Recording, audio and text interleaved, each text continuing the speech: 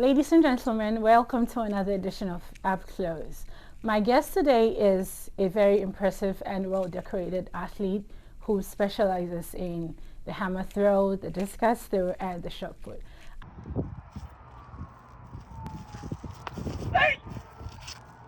I am really excited for this interview because I think there is so much to know. So join me, let's get to know my guest. Zada. Hi, good to have you. I am more than honored to be here. Your name is actually very fascinating, Zada Swoopes. What exactly does Zada mean? Zada means like warrior. Warrior. Yeah. I think that makes you, because I mean, for someone to combine all three, hammer, discus, shot put, like those three sports are known to be very athletic, like they require strong people. It requires a lot of technical knowledge of each event, because each one is different but similar in very different ways. Yeah. So it takes a lot of practice, a lot of perfecting those imperfections and making those imperfections as perfect as you can. When did you know that you could be an athlete to do all these three things? Well, I come from a family of athletes. My brother went to the NFL. Mom and dad went to college for basketball and football. Aunts went to college for basketball.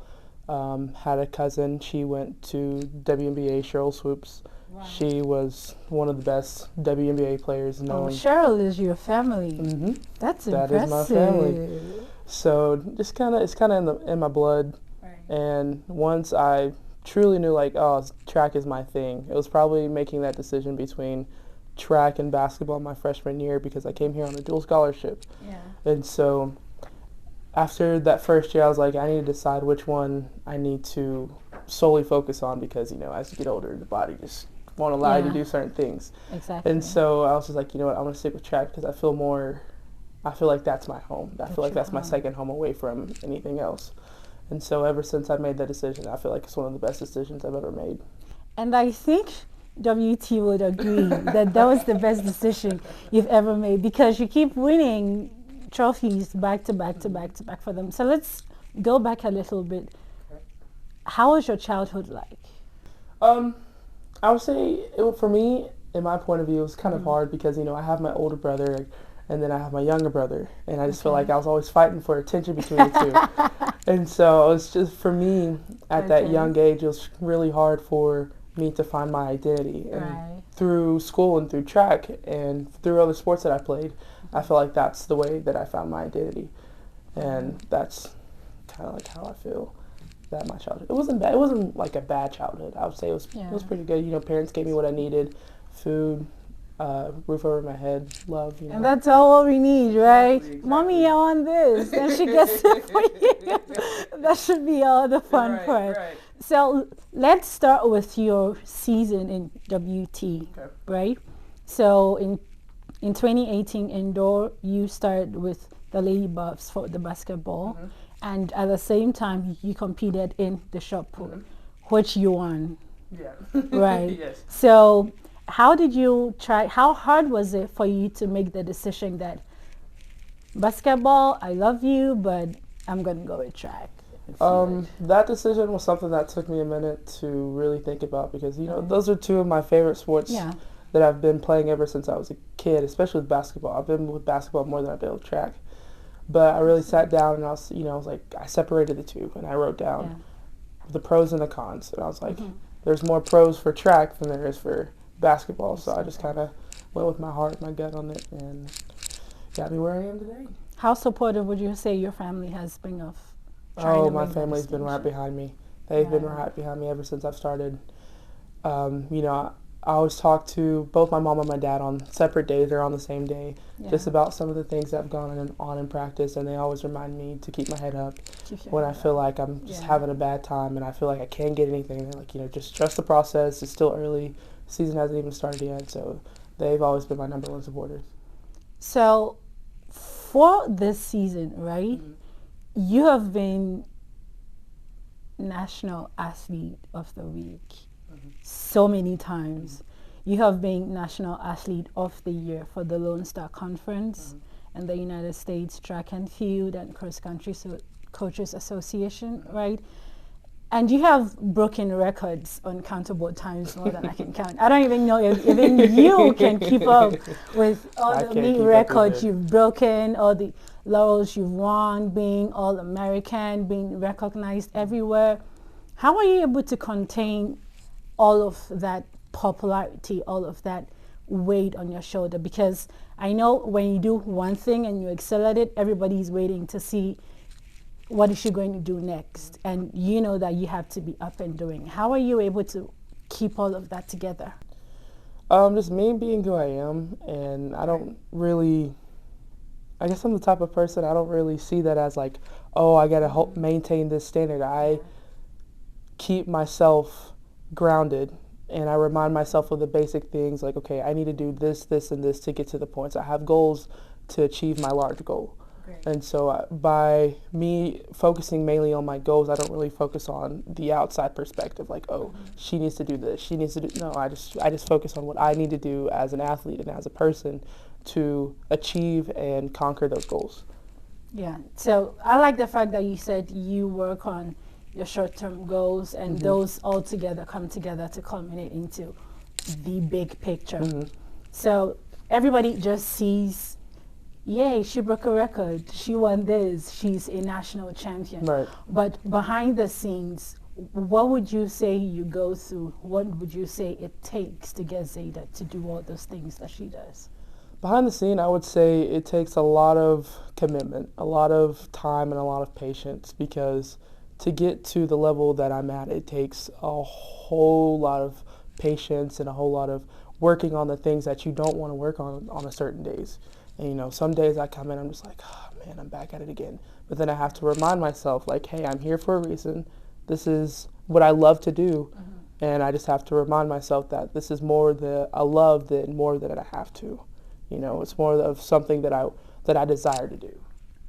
Yeah. How easy is it to feel like I am the best?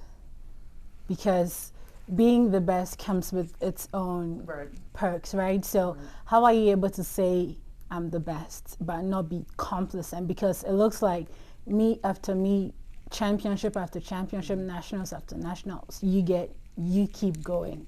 So how are you able to not get complacent, but you keep doing what you have to do to stay on the top?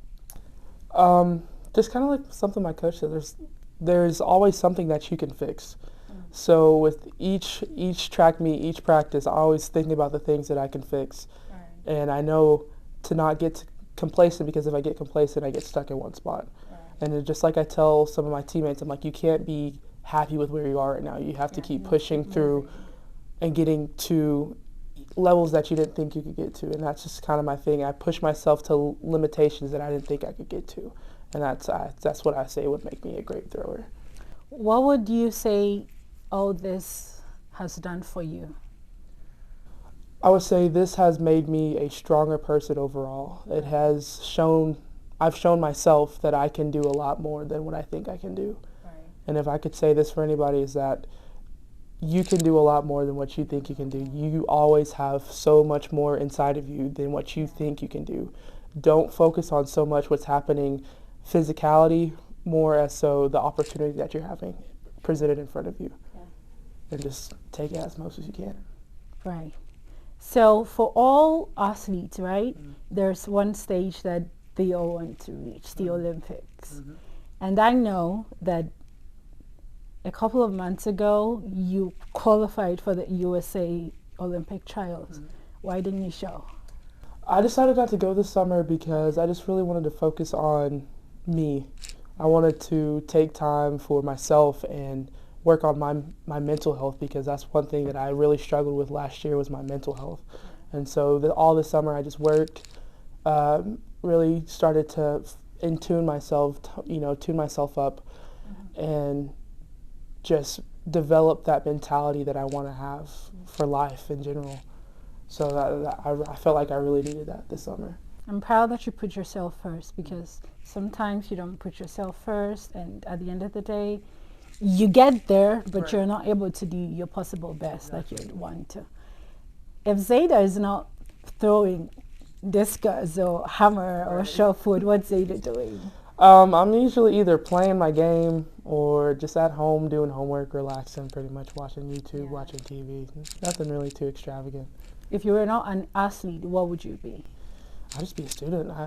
I would pursue either my career in physical therapy or pursue my career in coaching, because coaching it's one of the things that's kind of in our family, and where I would go to nursing. Nursing, yes. I think that's a very noble profession.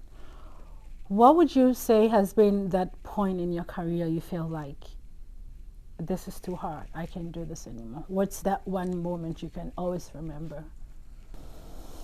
I would probably say the beginning of this year, because I had just had a knee surgery this summer, and then I just injured my finger, and I was just like, wow, I don't think I can do this. But then I see the connection that I have with my team and the difference that I make, and it just reminds me like, oh, I can do this, because they believe in me, and so I need to believe in myself. True.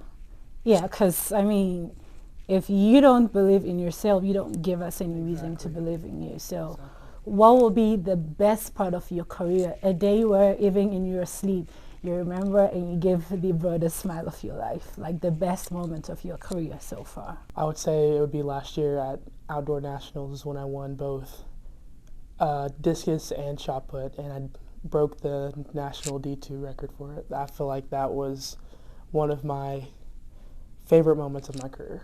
Right. So I'm going to ask you a last question.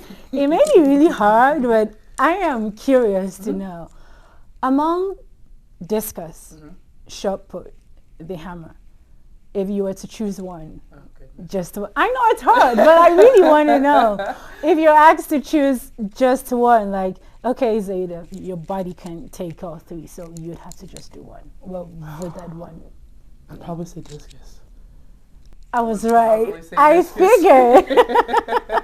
All right, Zada, thank you so much. It has been such a great pleasure talking with you. So thank you so much for coming through the studios. Thank you for inviting me. Ladies and gentlemen, my guest has been Zada. If you enjoyed this interview as much as I did, yes, we did too. Thank you so much. And this has been Jennifer with the Prairie News. See you again.